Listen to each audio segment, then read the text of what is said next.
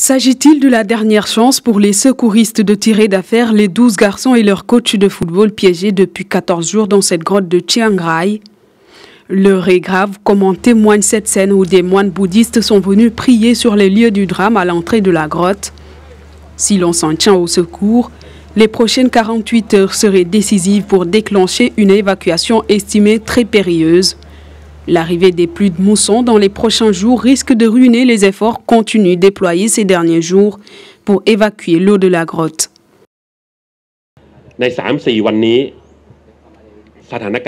Durant les 3 jours à venir, nous aurons les meilleures opportunités d'évacuer les enfants. Au-delà de ce délai, ce serait encore plus compliqué. La semaine prochaine, il y aura des intempéries et nous ne saurons pas combien est-ce que cela va augmenter le niveau d'eau dans la cave.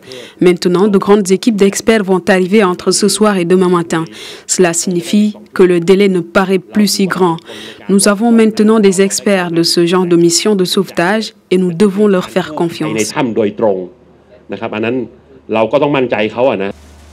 Même si les experts sont arrivés à stabiliser le niveau d'eau et trouver une alternative à la baisse du niveau d'oxygène qui menaçait la survie des enfants dans la cave, il faudra néanmoins du renfort au secours pour mener à bien cette ultime opération.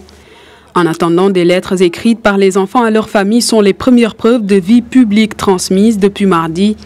Des plus attendues prochainement pourraient réduire une bonne partie du rebord boueux sur lequel le groupe a trouvé refuge. Venus prêter main forte aux experts thaïlandais, des ingénieurs américains ont proposé un tube gonflable pour évacuer les enfants piégés, dont la majorité ne savent pas nager.